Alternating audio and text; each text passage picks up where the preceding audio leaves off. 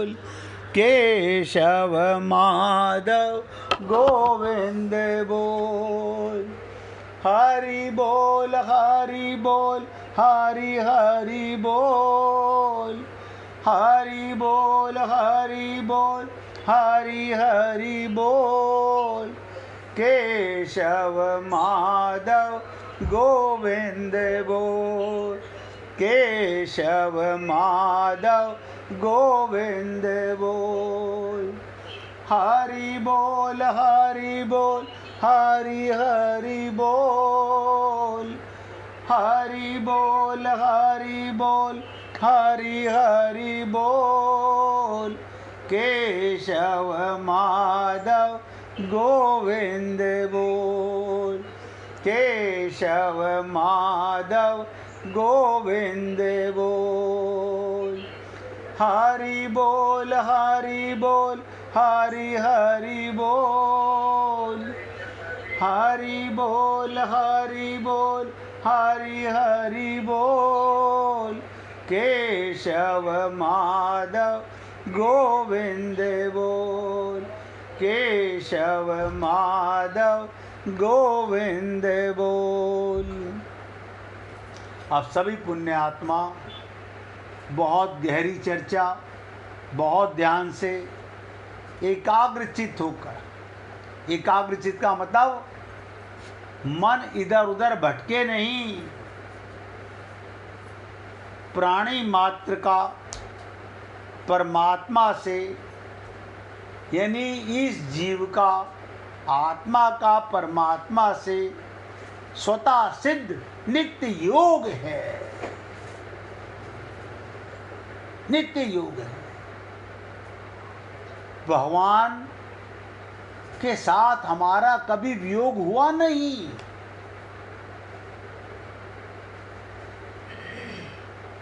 ये भी संयोग है कि सत्संग में ही आपको अपना और अपने का पता चलेगा। संसार में शरीर का, संसार का पता चलेगा। ये सत्य का संग है। तो प्राणी मात्र का परमात्मा के साथ स्वतः सिद्ध नित्य योग है।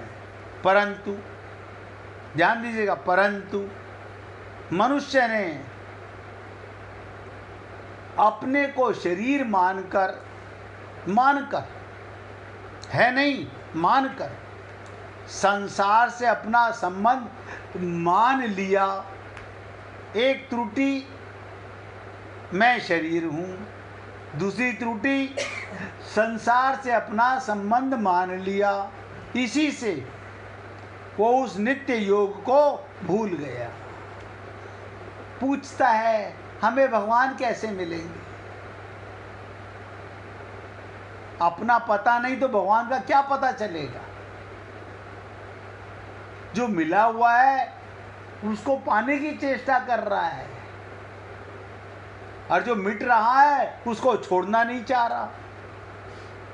तात्पर्य ये, जड़ के साथ, अब देखो कड़वे शब्दों में बता रहा हूं, चेतन होकर जड़ के साथ अपना संबंध मानना ही, चेतन होकर जड़ के साथ अपना संबंध मानना ही परमात्मा के साथ अपने नित्य संबंध को भूलना है।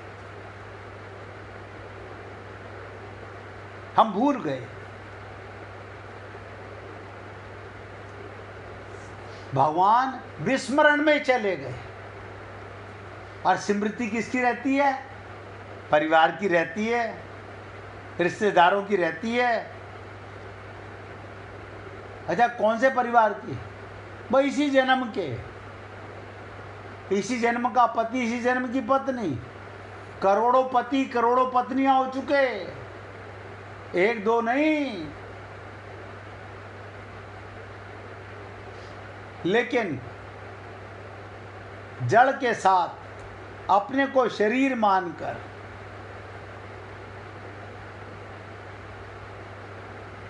परमात्मा के साथ जो नित्य संबंध था उसे भूल गए। कर्म योगी अब ध्यान दीजिएगा, कर्म योगी फलेच्छा, ममता और आसक्ति का त्याग करके, बहुत गहरी बात है, खाली सुनने से नहीं होगा। कर्म योगी किसे बोलते हैं? जो फल की इच्छा का, ममता का, आसक्ति का त्याग करके केवल दूसरों के लिए ही कर्तव्य कर्म करता है, जिससे उसका जड़ से, मिट्टी से, मरने वाले से, मिटने वाले से मानव संबंध टूट जाता है और उसे परमात्मा से स्वतः सिद्ध नित्य योग अनुभूति हो जाती है, इसलिए उसे योगी कहा जाता है। भगवान ने कहा, जिसके साथ सदा रहते हैं उसका पता नहीं रहता, जो खुद हैं नहीं, जिनके साथ कभी हमारा मिलन हुआ ही नहीं, उनकी याद में ये जीव पागल हुआ पड़ा है, अज्ञान में पागल हुआ पड़ा है। तो इस युक्त पद में ये भाव है, उसने प्राप्त करने योग्य तत्व को प्राप्त कर लिया है, अर्थात वो प्राप्तव्य हो गया है। जिसने अपने आप को आत्मा जान लिया और परमात्मा के साथ अपना संबंध मान लिया, तो उसके ऊपर माया का कुचक्र खत्म हो गया। अब वो शरीर कभी भी छोड़े, कभी भी छोड़े, लेकिन इसीलिए एक छोटी सी बात सुनने का प्रयत्न कीजिएगा। जय दयाल गोयनका जी तत् चिंतामणि,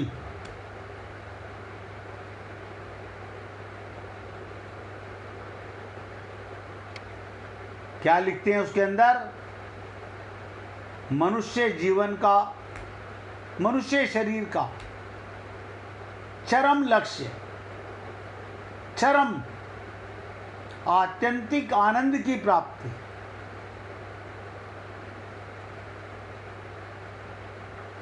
आत्यंतिक आनंद परमात्मा में है। परमात्मा की प्राप्ति ही मनुष्य जीवन का एकमात्र उद्देश्य है। इस उद्देश्य की सिद्धि के लिए शास्त्रकारों ने और महात्माओं ने अधिकारी के अनुसार अनेक उपाय और साधन बतलाए। जैसे स्कूल के अंदर क्लास होती हैं, फर्स्ट, सेकंड, थर्ड से लेकर के एमए तक, ऐसे ही संत महात्माओं के पास भी अलग अलग कैटेगरी के शिष्य होते हैं। आजकल तो वो टाइम ख़त्म हो गया। पहले गुरु के आश्रम में कई साल तक तो केवल झाड़ू पोंछ, सफाई, देखभाल कराई जाती थी। मन को संसार से हटाकर फिर धीरे धीरे उसको ललक जागती थी भगवत प्रेम की। आज तो सत्संग सुनते सुनते भी काया और माया में भ्रमित रहते हैं। तो मनुष्य जीवन का एकमात्र उद्देश्य है। इस उद्देश्य की सिद्धि के लिए उपाय और साधन बतलाए। परमात्मा की शरणागति के समान, गुरु की शरणागति के समान सरल सुख साध्य साधन अन्य कोई सा नहीं है। इससे ज़्यादा सरल मार्ग और कोई बना ही नहीं सृष्टि में। कोई सा नहीं है। इसलिए सभी शास्त्रों में उसकी प्रशंसा की गई। श्रीमद् भागवत गीता, जिसमें आप और हम लोग आजकल चर्चा कर रहे हैं, में तो उपदेश का आरंभ और पर्यवसान दोनों ही शरणागति में होते हैं। पहले अर्जुन दूसरे अध्याय के 7वें श्लोक में, देखो शुरुआत कहाँ से हुई, दूसरे अध्याय के 7वें श्लोक में कहता है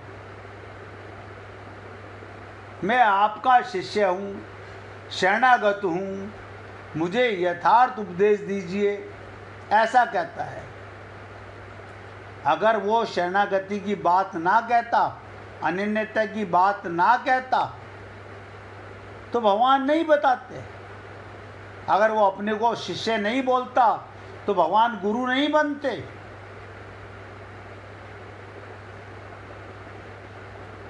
तो दूसरे अध्याय के 7वें श्लोक में कह रहा है मैं आपका शिष्य हूँ, आपके शरणागत हूँ, मुझे यथार्थ उपदेश दीजिए, ऐसा कहता है। तब भगवान का उपदेश आरंभ करते हैं। और अंत में देखिए शरणागति से शुरुआत हुई उपदेश की। क्यों? प्याऊ पे बैठा हुआ पानी पिलाने वाला, सागर में जल भरा हुआ है, वो आवाज़ नहीं देता कि आओ पानी पी लो। उसे पता है जिसको प्यास लगेगी वो झुकेगा, ओक लगाएगा और पिएगा। झुकना और पीना, यहाँ तो अकड़ना और फूलना। आप सोचिएगा। और भगवान ने इसके उपदेश का उपसंहार कहाँ जाके किया?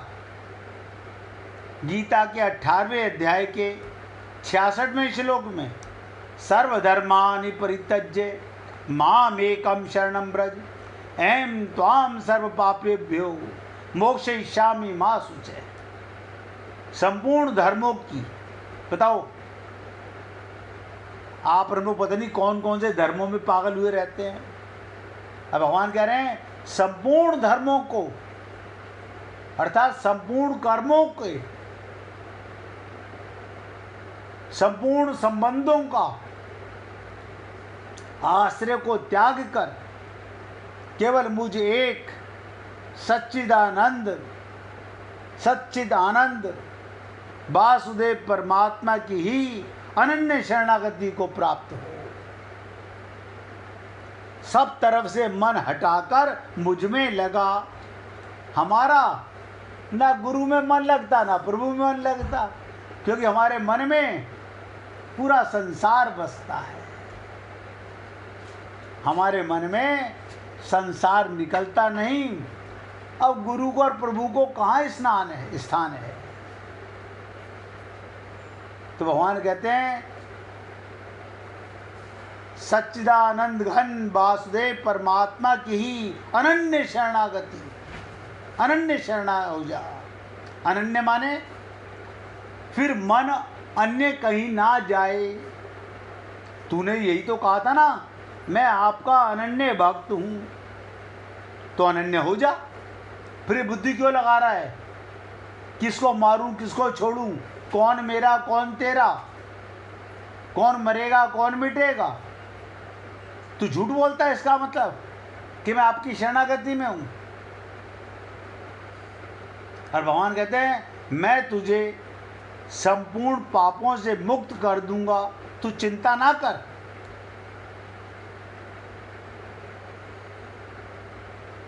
आप बताइए, जब मछली को जल से बाहर निकाल दिया,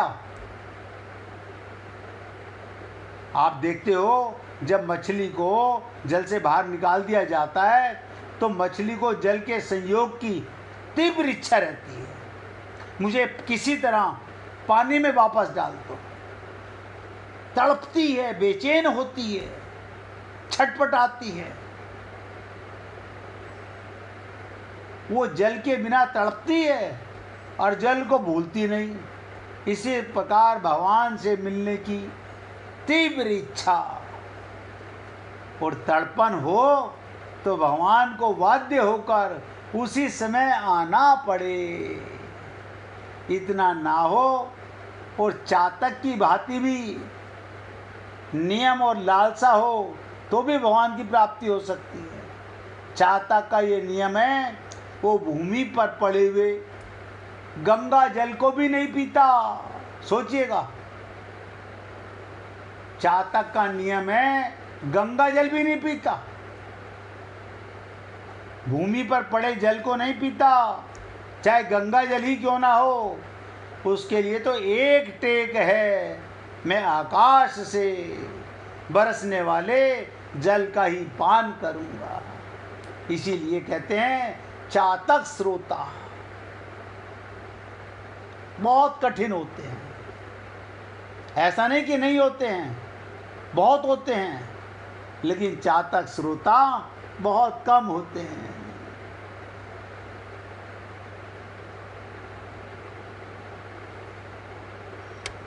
अब 5-7 मिनट एकाग्र होकर सुनिएगा। आज तो ये श्लोक समाप्त नहीं होगा, लेकिन कल आते ही 10 मिनट में समाप्त हो जाएगा। जब तक 5 मिनट ध्यान से सुनिएगा, और जिस किसी को भजन सुनाना हो निकाल के रखिएगा। जब तक कुछ पाना शेष रहता है, कुछ करना शेष रहता है, जब तक कुछ पाना शेष रहता है तब तक करना शेष रहता है। अर्थात जब तक कुछ ना कुछ पाने की इच्छा रहती है तब तक करने का राग नहीं मिटता। कितना भी प्रयत्न कर ले, गुरु कितना ही कहे,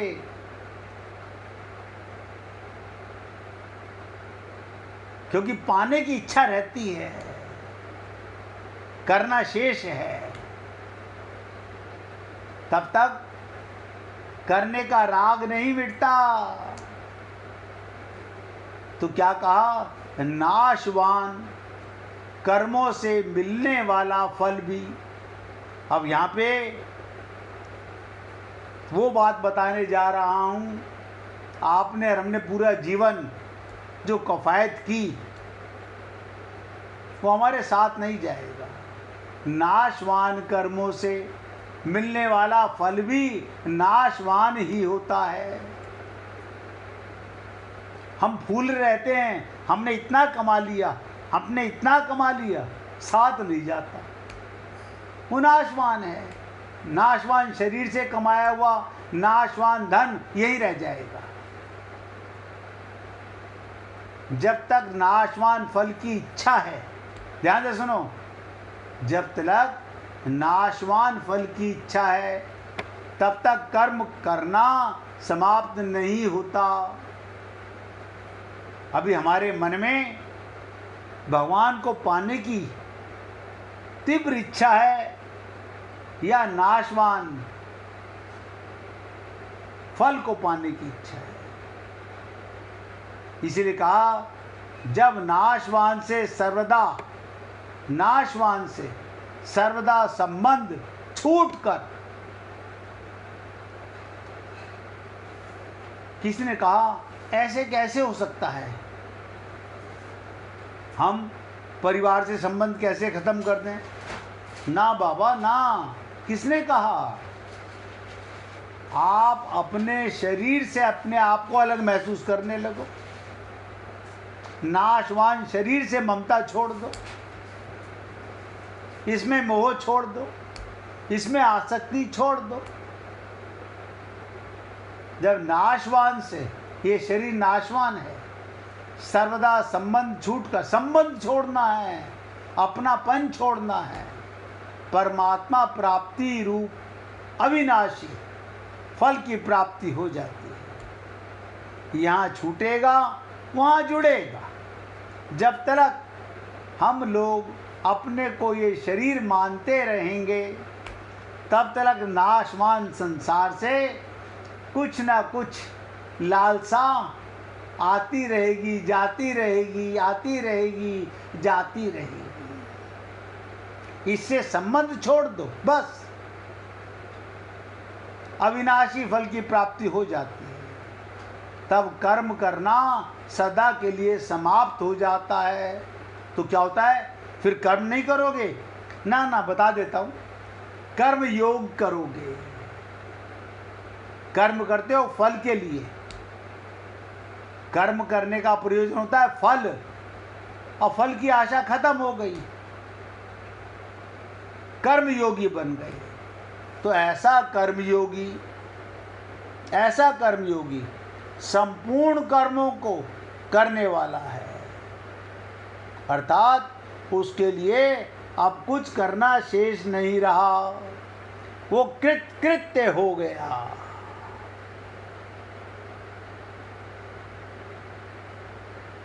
कृत्य हो गया। करना, जानना और पाना शेष नहीं रहने से वो कर्म योगी अशुभ संसार बंधन से, अशुभ संसार से संबंध हटाने से पहले अशुभ शरीर से संबंध हटाओ। ये शरीर शुभ नहीं है, शरीर शुभ नहीं है, आत्मा शुभ है। लोग शरीर को स्नान करते हैं, किस लिए? क्योंकि उसमें आत्मा है। तो करना, जानना और पाना शेष नहीं रहने से वो कर्म योगी अशुभ संसार बंधन से, ध्यान दीजिएगा, पहले शरीर अशुभ मानो, इससे संबंध अलग करो, अपने को शरीर मत मानो, जड़ मत मानो, तो जड़ संसार से अपने आप संबंध अलग होने लगेगा, आपको अनुभव होने लगेगा, संसार बंधन से मुक्त हो जाओगे और प्रेम के माला माल, उसको पाने की तड़प, बेचैनी, उत्कंठा, प्यास, जिज्ञासा, लालसा बढ़ती चली जाएगी। करना हमें है, हमारी जगह कोई गुरु नहीं करेगा, भगवान नहीं करेंगे। जो हमारे करने का काम है वो हमें करना है, जो गुरु का काम है गुरु करेगा, जो भगवान का काम है भगवान करेगा। अब आत्मा मुझे मानना है, भगवान को थोड़ी मानना है, या गुरु को थोड़ी मानना है। गुरु तो हमें ज्ञान करा सकता है, हम अपने को शरीर माने या आत्मा माने। सबसे निवेदन करूंगा, कर्म कब तक? जब तक फल की इच्छा है, जब तक प्रयोजन है, उसके बाद कर्म तो करोगे शरीर से, मगर वो योग होगा, फल की इच्छा नहीं होगी। आज अपने शब्दों को यहाँ विराम दूंगा। कल इसी श्लोक की 10 मिनट की चर्चा आपके साथ करूंगा, उसके बाद 19वें श्लोक की चर्चा करेंगे। देखिए, मैं तो निवेदन कर सकता हूँ, मानना ना मानना ये मेरे हाथ में नहीं है, आपको मानना, ये आपको मानना है। अज्ञान को आज मिटाना है या कल मिटाना है। अपने को शरीर मानना आपको छोड़ना है, शरीर आपने माना हुआ है, हमने माना हुआ है, ये मेरा भ्रम, मेरा अज्ञान मुझे मिटाना है। अब राजकुमार जी से भजन सुनिए, सुनाइए प्रभु। सुन सावरे तेरे ही भरोसे मेरी नाव रे, सुन सावरे तेरे ही भरोसे मेरी नाव रे।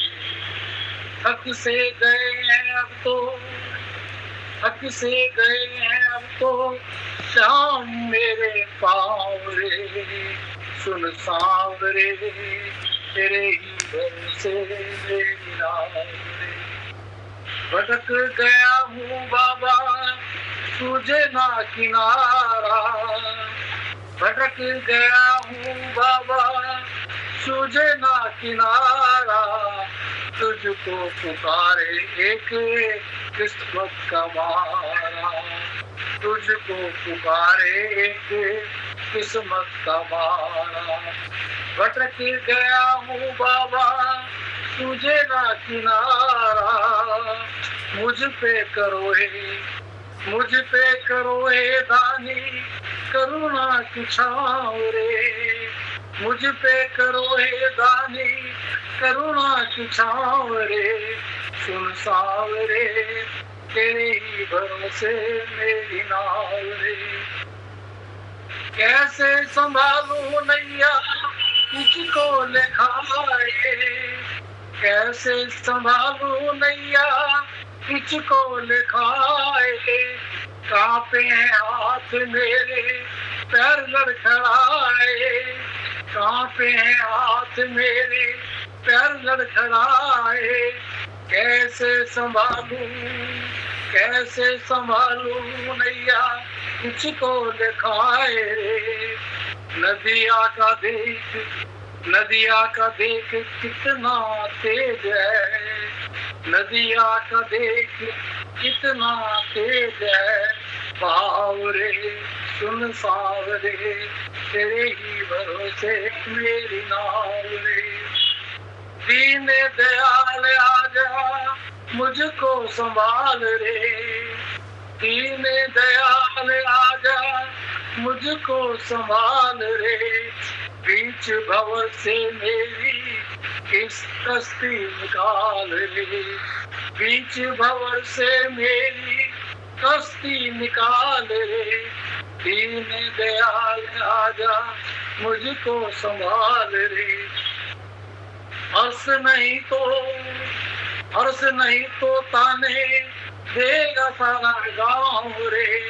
सुन सावरे, तेरे ही भरोसे मेरी नाव रे।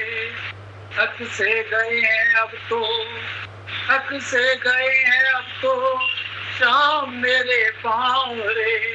सुन सावरे, तेरे ही भरोसे मेरी नाव रे। राधे राधे जी। बोलिए वृंदावन बिहारी लाल की जय। जय श्री राधे, जय जय श्री राधे।